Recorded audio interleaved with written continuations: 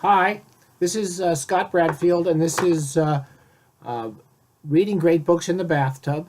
You'll notice that we're not in the bathtub today. Most days, thankfully, you will not see me in the bathtub. This is chapter 10, or section 10, of Ulysses, Reading in the Bathtub. Our premise is simple. We're going to try to read as if we're normal readers of a book that's quite difficult, and we're going to skip the difficult parts and focus on the important stuff that we can understand as good readers. One of the things I warned you about earlier is that Joyce is looking for a different way to tell a realistic story through language in every chapter. So as the book progresses, he's looking for a different structure to tell a story. Now we've seen fairly close up structures in which we're just with one of the characters, either Stephen or Bloom. Then we go into a section where we're kind of getting a few different perspectives in the newspaper with headlines announcing each section of the story. We're getting, and we're going to start to accelerate and complicate these narratives. And each chapter now is going to get more complicated and longer.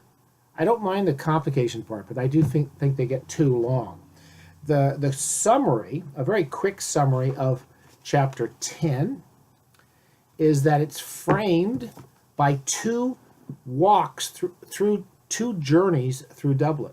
The first one is Father John Conmee, who I believe was at Dignam's funeral earlier when we were at Dignam's funeral with Bloom. And Father John Conmee is a kind of local celebrity in the church who walks through town being cute with the little kids and saying not top of the morning, but saying how you doing to everybody. And he's a glad hander, and he's going around. He likes being the center of attention. And he's walking through town, and he meets it's 3 or 4 o'clock in the afternoon, and it's Newcomen Street, and it's one of the bridges. I forget that they'll mention. Joyce wrote this chapter with a map laid out, and most descriptions of this chapter have maps laid out. We're not looking at the maps.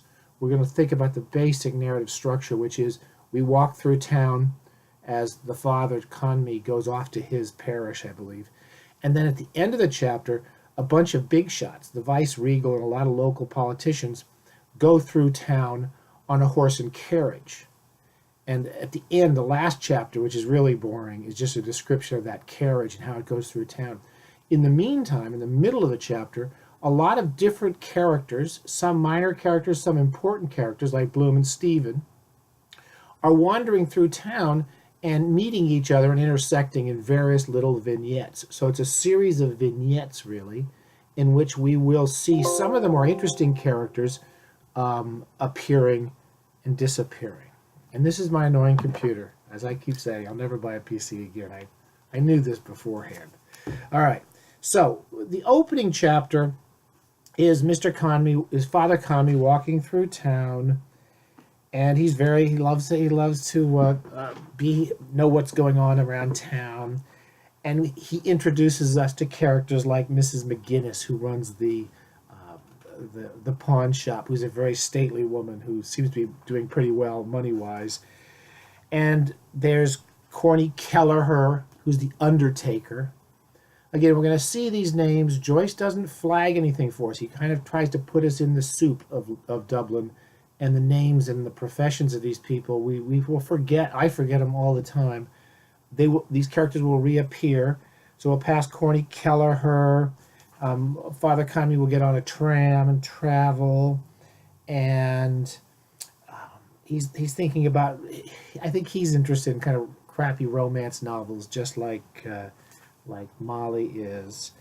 At the end of his chapter, he's walking across a kind of country part of like a heath sort of area, and he sees a young man, and a girl coming out of the bushes, and the girl pulls a twig off her dress. They've probably been out there making out. And as soon as he sees them coming out of the bushes, he's walking along with his breviary or whatever, some religious thing he carries, and he reads the passage on sin. And I think this passage, I don't know the exact time frame. I think this first passage with Kami takes an hour, and now we really see an hour in. He has passed through town, and now we back up in time, and we watch a series of vignettes, which Joyce flags for us with little notices in each section, which is very confusing, really confusing when you're reading these chapters. So each vignette has this kind of takes us out of the vignette and tells us what's happening in another part of the streets and another part of Dublin. So it keeps us connected to the clock of this 1 hour. So all I can tell you your first time through this is read for the vignettes. Be prepared to be disjolted by these fragmentary notices about what's happening elsewhere, and be prepared to be confused in some of the sections. So I'm going to go through very quickly and point out some of the important passages. The first passage we run into is Corny Kelleher, the undertaker, who's looking over his fine wares. There's a one-legged sailor who's walking through town, and a woman throws a coin out at him while Father Conmee's walking along. And we learn in this section on page 288, 289, that some little boys pick up the coin and hand it to the sailor. So again, we start off with a kind of Conmee's version of what's happened in his world, and then we go into a lot of the individuals he met, and we see the same scenes through different perspectives. You see this in a lot of television, a lot of modern films play off this game that Joyce sort of invented. It was a clever little invention at the time. This is the all bourbon episode of the reading in the bathtub, simply because it's evening and it's on the weekend. So I don't have bourbon in the bathtub. Okay. Then there's the one-legged sailor. Now on 289, we have a passage with two of Stephen's sisters who are at home hungry because their father's broke and he's a bullshit artist and he doesn't really have any money. And they basically, the only food they have is some soup that one of them has gotten from one of the nuns. Now this is a good example of a dislocation. We have a chapter in 290, if you look through this section, and we have two of the sisters, it's Maggie and Katie, talking. At the end of the section, after they make a joke about the father, Simon Dedalus, who's a great singer and a bullshit artist who never has any money, we have this little dislocation. Look at this. Booty for shame. She's made a joke about their father. Suddenly, in the next paragraph, a skiff, a crumpled throwaway. Elijah is coming, rowed lightly down the Liffey. Look at this passage. You're going to find this happen in each of these little vignettes. And it's the part I still get confused by after reading this book many times. We go through a nice little scene with these two girls. Then we cut away to the crumpled religious tract, that religious advertisement that bloomed through into the river. And so, but the timing, he's trying to set us up so that we have a sense of the time. So as the girls are talking, this thing is flowing at this part of the river. Each section has this. And I won't go into this anymore because you can sort of skim past a lot of that. But he is trying to get you tied up in this clock of the hour. We have Heelys, the guys with the H-E-L-Y-S, walking through one of the scenes. And on page 291, this is an interesting little scene. And it's a funny scene where Blazes Boylan is buying fruit, some shamefaced peaches and a couple of nice pears, and he's flirting with the girl who works at the shop. And it's a lovely little passage. And he's basically having this sent off to Molly, who he's going to go have sex with later in the afternoon. He makes a joke. He says, "Can you please send the fruit to her immediately? She's an invalid." He means Molly's lazy. She loves to be comfortable. She's lying in bed all day. So she's an invalid. There's a passage here, 292, Amidano Artifoni. I'm sorry, I completely forget who the hell this guy is. And there's a whole section in Italian with Stephen. And I don't remember who the hell the guy is, except he's some friend of Stephen's, and they talk in Italian. And that's pretty boring. 293, again, a good picture of the kind of confusion in a Joyce book, a Joyce chapter, which is relayed by the fact that Joyce only tells us what's happening to his characters within a certain framework of the chapter, and he doesn't explain it. Let me look at this opening. Miss Dunn hid the Capel Street Library copy of The Woman in White far back in her drawer and rolled a sheet of gaudy notepaper into her typewriter. It's the opening paragraph of a woman at work in an office. We don't know who she is or who she works for, but she's hiding The Woman in White, the Wilkie Collins potboiler, in the back of her desk because she's finished working. Now she wants to hide it from her boss when he gets there. Next paragraph. Too much mystery business in it. Is he in love with that one? Marion? Change It and Get Another by Mary Cecil Hay. She's reflecting on The Woman in White, unless you've read Woman in White a million times, or you get one of these compendiums. But I can just vaguely remember enough to know she's referring to that and not the Marion who is Molly, who is Bloom's wife. So she's referring to the book that she's read, and she doesn't like it. It's too much mystery in it. She wants to find something better. So we go through with that. I believe she's working for Mr. Boylan, Blazes Boylan. She talks to him at the end of the phone. Now we're going to meet quite a few characters. Each chapter, about a page, 2 pages, 2 or 3, 4 or 5 people come through it. We've met many of them. We've heard many of them referred to, but we don't always remember who the hell they are. So be prepared to just sort of accept that. So we go along. We meet a number of characters. We go to 297. There's a passage. This is so confusing to me. 297. There's a reference to some men. Tom Rochford and was sitting with some friends, and there's a thing about these discs and numbers on a disc, and that's referenced earlier in the chapter. And it's a couple of guys, a couple of minor characters in the story who are, I believe, playing around with a little system which announces the numbers of acts in a music hall. But Joyce doesn't tell you anything, and he just describes that, the experience of hearing the clicking and the clacking of these discs falling into place. The passage is not extraordinarily important. These characters go off, and Lenehan is one of the characters, and they make a bet on the races. The race is continually coming up throughout the book.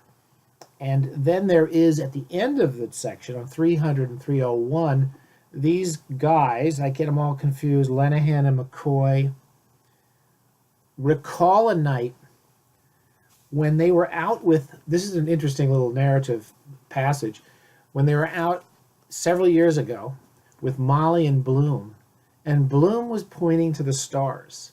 It's a really nice little picture. And he's saying, this is the Crab Nebula, and this is the Orion's Belt, and this is this, and this is that. And while he's pointing out all the stars, because he's very excited about astronomy, Molly is bouncing around in the back of the carriage, and it seems like deliberately banging against the guys who are getting some thrills out of it, and getting some touchies and some feelies here and there. And while Bloom is doing this, these guys, all they remember is getting some good armfuls of Molly while she's in the back of the carriage that's moving along. Again, this Bloom's, they at the end of this chapter, they say, I think Bloom, there's a touch of the artist about old Bloom. And it's a nice picture of the artist who's looking up at the sky and these beauties, while his wife, who he loves, is kind of having fun with these other men. Mr. Bloom, chapter 3, page 302, is looking at some books on a riverside bookstore. Those they have put them up on the trolleys, and he's looking at the kind of smutty books and trying to find something for Molly, and as usual is spending a lot of time reading passages that kind of titillate him. The next chapter we have Simon Dedalus runs into Dilly on page 304, one of his many daughters. Again, they're Catholics family that's too many kids, they can't feed them all, as we've been talking about. And he runs into Dilly, who needs money, and he's got a few pennies here and there that he's been bumming off people, and he gives her a few pennies. They mention at this point, at the end of page 306, that the Viceregal Cavalcade has started. So during this hour, as Conmy goes off, at the same time, simultaneously, all these things are happening simultaneously. This cavalcade is running up and down the streets, and they're starting to take off now. There's a Mr. Kernan. Bob Kernan shows up. There's a long chapter here. I believe he's the guy. I don't remember which one he is. I'll be honest. I just read it. I can't remember who he is. We have Stephen Daedalus, and as usual, Stephen shows up, and he's just so cerebral. We sometimes get confused. There's a lovely part of this though on 312. Stephen's overthinking everything, and he runs into one of his sisters because they're like all over, like rats. This whole family, they're all over town, and he runs into one of his sisters, Dilly, and Dilly has a French primer, like some cheap little French textbook, How to Learn French, that she's picked up somewhere. And he sees her and he says, what did you buy that for? To learn French? When he sees her. Because he's surprised, doesn't expect his sisters to do it, be interested. She nodded, reddening and closing tight her lips. So he runs into his sister and he says, oh, what are you doing with a French textbook? And she blushes because she's a little ashamed that she wants to learn something like French. She's a poor girl, working girl who doesn't have any money. And immediately Stephen thinks, show no surprise, quite natural. He stops from over cerebralizing everything. He just says, okay, she's a little ashamed, but it's natural to want to learn things. And then he says, good for you. And then he says, I suppose all my books are gone. This is also, but he's left all his books, his possessions are at his home, and of course his dad has sold, the family sold everything they could get out of the house for money. Okay, we run into another couple of characters. The famous Cashel Boyle, O'Connor, Fitzmaurice, Tisdall Farrell is still wandering through everything. Ben Dollard is another character who I think rents the hall where Hugh C. Love is going to be giving his bullshit religious such and such. And that's the pamphlet that's floating down the river, I believe. Page 316, Martin Cunningham, walk past the Ormond Hotel. And Bronze by Gold, 316, Miss Kennedy's Head by Miss Deuce's Head. This is the first introduction we get of the two women who run the Ormond Hotel bar. One head is bronze and the other is gold in their hair. They're singers. They kind of have a lively world in their bar, in the restaurant, where everyone knows them. And the colors and the flashing and the music of these two women are going to be important in the next chapter. They talk about putting money down for Dignam and the Dignam's family. He was the man that was buried earlier. So that's what Cunningham and everyone. Cunningham was this sort of nice man in the coach with Bloom, who was trying to be kind to Bloom, and while everyone else was sort of rude to him. And they talk about, one of the characters says, well, Bloom not only said he was going to give us 5 shillings, he not only committed to 5 shillings, he actually gave it to us. And he's a Jew. He's an old Jew, and he not only said he was going to give us money, but he gave it to us. So it's just this old farty people. And they quote Shakespeare, much kindness in the Jew. And it just reminds us of the kind of, the bigotry and the kind of natural, the natural, almost effervescent bigotry that's popping up in all the conversations about Jews. We then have the picture of the coaches going past. On 319, we have a brief scene with Buck Mulligan and their friend Haynes in a bar. We have another reference to that flyer that Bloom threw in the river, going down the river. Then on page 322, we have different characters. Page 322, we have Master Dignam.